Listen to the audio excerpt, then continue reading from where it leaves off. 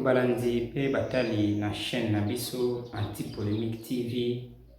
Mbote na bino bipai na bipai bosili kozwama nanga oyo kolanda biso, kotala biso, koyoka biso en direct de la ville de Zibo, chef-lieu ya province ya Haut-Uele na République démocratique du Congo au centre d'Afrique ndenge tolobaka tango iso. Wana de télévision na bino Anti-Polémique télévision au boyebeli yango APTV en sigle, vous avez télévision numérique, télévision de la ville de Zibo, vous avez kotindika image, photo de qualité pour informer le monde entier, informer Afrique, informer RDC, informer Haut-Uele, informer Zibo, informer bakartier nyonso na oza koleka na kati ya mboka. Comme d'habitude, nalobakango à chaque fois, secret kaka po oyoka sango to otala bilili to image, vidéo, photo, ezaka kosabone na Anti-Polémique TV. La plus grande information to komemela bino lelo eza arrivé ya mwana mboka Walukumu Jean Bakomito Gambu, gouverneur élu, le troisième gouverneur élu ya province ya Haut-Uele awa na Ingomba Isiro. Bino moko boyebi toko betela ngol susu masolo te. C'est depuis le 29 avril nde ba député provinciaux ba votaki mwana mboka Jean Bakomito Gambu comme gouverneur ya province kuna na assemblée provinciale ya Haut-Uele.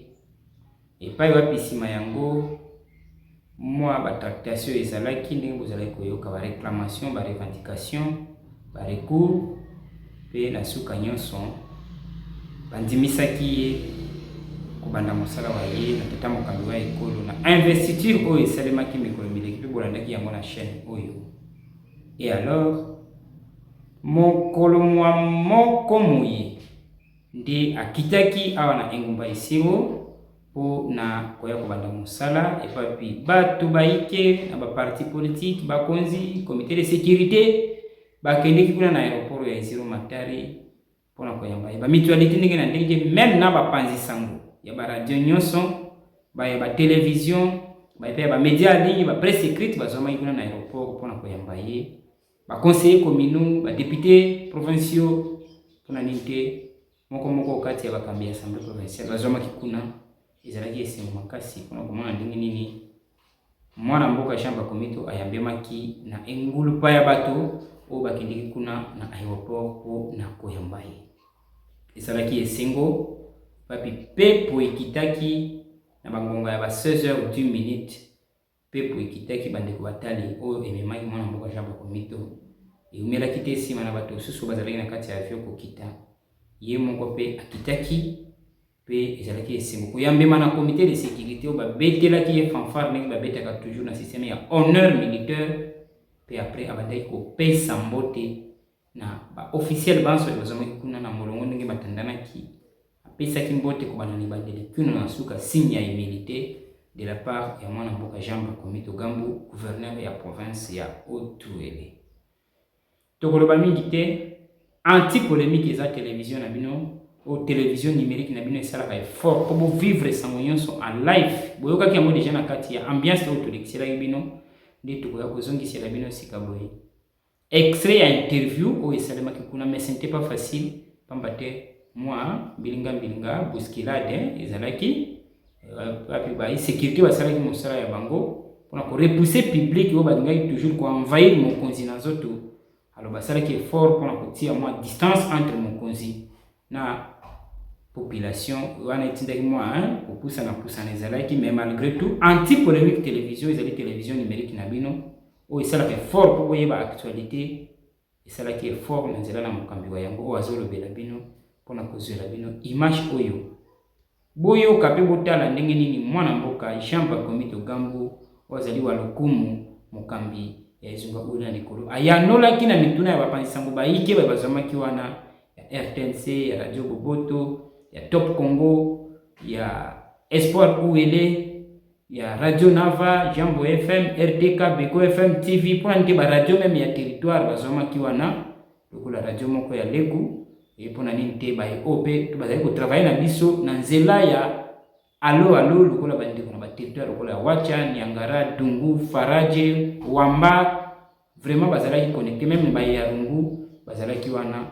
pour na kosala mosala mabango mais pour nani te presse écrite pe lokola ACP bazalaki wana mais tukoloba mingi te tozozongisa nano bino na kati ya ben oyo bolanda masolo oyo mwana mboka Jean Bakomito Gambu alobaki yango oboso bapanzisa ngo epapi anti-polémique télévision pe etiaki caméra na ye po na kozela bino bilili oyo bo la nda.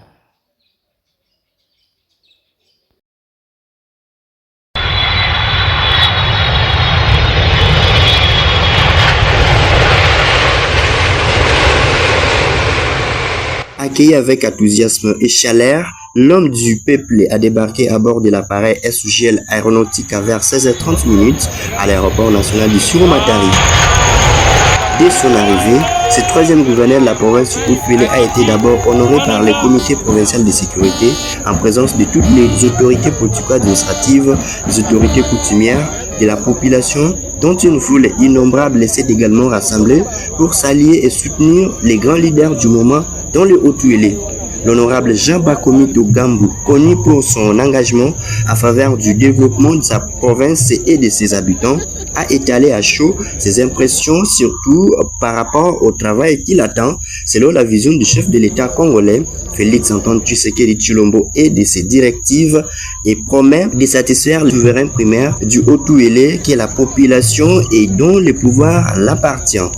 Je voudrais bénir le Seigneur qui a permis à ce que ces jours arrivent. Je voudrais remercier les chefs de l'État pour la confiance qu'il a placée en ma personne en m'investissant gouverneur de la province du Haut-Uélé.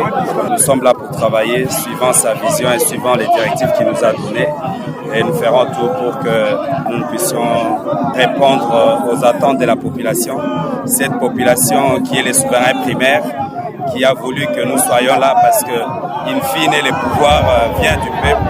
Et donc, merci à la population qui est venue à l'aéroport pour m'accueillir. Merci à cette population. Loin d'être ingrat, Jean Bakomito Gambu a remercié tous les députés provinciaux qui l'ont élu en avril dernier comme gouverneur. Mais aussi aux députés provinciaux qui m'ont élu, qui m'ont fait confiance. Je pense que j'irai bien comme gouverneur. Pas pour les uns ou pour les autres, mais gouverneur pour tout le peuple du Haut-Uélé, tous les fils et filles du Haut-Uélé. Je suis là pour rassembler, pour appeler les uns les autres au travail, pour qu'ensemble nous puissions, n'est-ce pas, consolider les acquis, corriger quelques erreurs éventuelles et construire là où il faut construire suivant les attentes de notre peuple.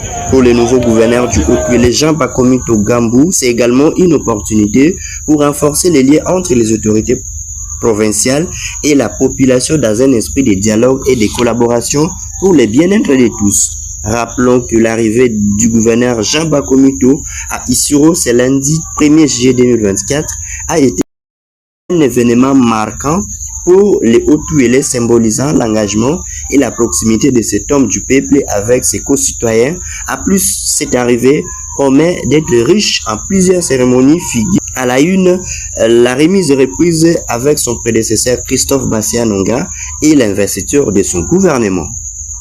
Après interview ana mwana mboka Jean Bakomito Gambu amataki na kati ya motuka wazali gouverneur ya province pe cortège monene salemaki kobanda na aéroport ya Iziro Matari koya malembe papi bato bazalaki curieux pe na balabala bazotala basusu bazopepa basusu même bazoyemba donc nzembo moko esepelisaki biso ezalaki nzembo oyo ebetamaki na campagne lobi bato bayembaki yango au passé. La fois passée bato banda koyemba yango au futur nambulo yo tokovote Bakomito. Donc bato banda koyemba yango au futur. Mais alors constat au télévision na bino esalaki lobi ezalaki que bato bakoma koyemba yango au passé. Donc nga nayokaki mélodie bato bazoloba tovotaki Bakomito nambulo yo tovotaki Bakomito. Donc ekomi nango au passé, c'est-à-dire c'est confirmé ndenge tolobaka chaque fois.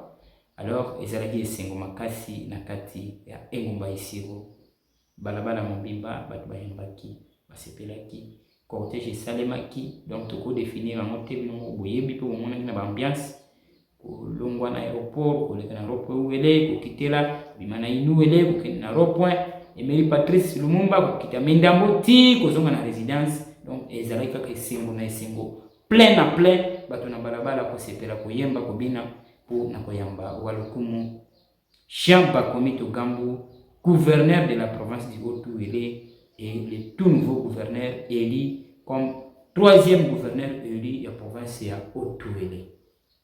Lokola makambo na makambo ezalaka na tango na yango tokoki kokende boyete sans que totikela bino ba interview oyo tozwaki yango kuna na aéroport ba quelques officiels na ba particuliers ba pesaki makanisi na bango concernant arrivée à mon amboka Jean Bakomi Togambu wazali Walukumu pe gouverneur ya province ya Haut-Uele. Sans trop de commentaires tokotikela bino bolanda petite basusu bokoyeba bango nelongi basusu bokoyeba bango na mungongo basusu bokoyeba bango na kombo mais alors me bolanda nanu kaka oyo sélection ya ba visuel to ba vidéo oyo anti polémique télévision esali pona bino boyeba bango na siki ndenge nini bato basepeli pe bayambi Walukumu Jean Bakomi Togambu pour abanda musalamu bolanda. La parole à côté, sinon l'AFDC dans ses objectifs spécifiques, c'est un parti qui soutient le pouvoir des régimes. Parce qu'il ne faut pas nous prétendre nous inscrire dans une opposition. C'est quand on s'oppose à la République, on s'oppose à la province.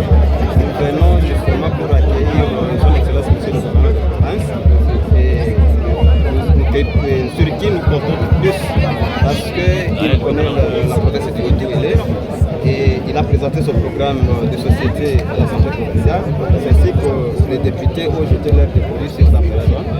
Et voilà qu'aujourd'hui, après investiture par l'ordonnance présidentielle et la notification du vice-président ministre de l'Intérieur, il revient dans son fief pour commencer le travail. Et nous l'attendons parce que nous voulons que le travail commence. On ne souhaite pas qu'il y ait des épines, ça et là, mais nous préférons plutôt que nous puissions travailler dans la concorde, l'unité, donc la cohésion, pour fédérer tous les esprits des filles et des fils de la province du Haut-Uele et même les habitants du Haut-Uele, de façon que tout aille bien, parce que nous avons plus besoin du développement de la province que des longues guerres politiques et consorts.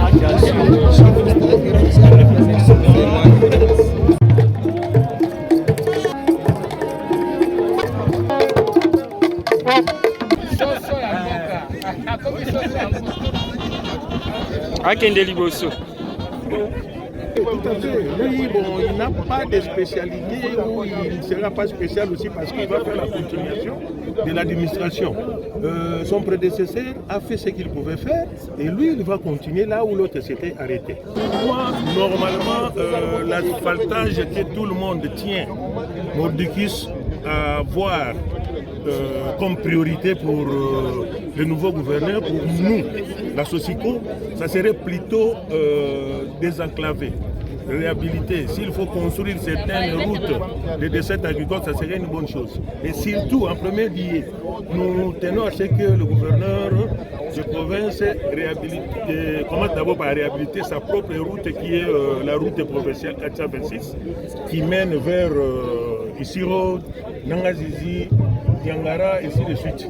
Donc pour moi la priorité est que le gouverneur commence d'abord par réaménager nos routes, surtout les desserts agricoles. Merci beaucoup. C'est à moi de gouverner. Masolo mosusu tokobetela bino eza masolo ya remise reprise. Ndenge nini remise reprise euti kosalema uto mokolo mibale moye kuna na gouvernorat wana eza masolo mosusu tokobetela bino yango mais secret moko so bolingi boyeba bomona botala bondima bomona nini maso malekaki kuna bososola bomanyola bokota na kati ya lien oyo s'abonner aimer s'abonner partager même pour bande mosusu pe bayoka lokola yo ekozala bien makasi ekozala bien bo aimer bo liker bo partager bo soutenir pe chaîne oyo Pour les soucis que chaîne oyo et comme a copié une information 24h/24. Mais tout longa na makasi na bino moko. Ce qui bino ba partenaire de type poids. Et ba sana ba mbongo. Oyo sala musala moko boyi balinga tia mona kati ya musala ya média.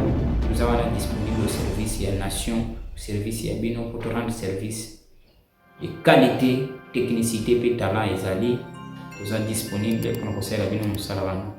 Et alors partenaire na biso boya to simba na maboko moko na mususu. Nous sommes ba caméra détail, ba drone, to équiper studio pour information et kaka temps réel et avec ma qualité à image ou de qualité au tozana ngolelo tozana espoir pour tozana ba grand maître tozana ba padre tozana ba ayant force na kati ya province na biso na kati ya pays na biso na kati ya continent na biso pe na kati ya monde ba oyo tosenga na bango ba benga biso ba soutenir every oyo na makanisi na mbongo kuna nti na matériel nous sommes même caméra ya bien apesi biso pour tout ça na musala oyo toza disponible pour na koyamba ba don na bino numéro MP ça dans la description wana vous pouvez kotinda mbongo soit en francs ou en dollars pour améliorer le souci musala koyo et kindeli bosso. Et alors notre souci est de vous informer à tout le temps et à toutes circonstances. Vous abonnez massivement à la chaîne Nabiso Anti-Polémique Télévision. Merci Nabino Baïban Sobolanda Kibiso mais karaté article mususu ya vidéo mususu landa sima. Vous abonnez pour boye bandenge une proclamation et les cas qui na kati ya ba école na biso ya vida ici. À très bientôt.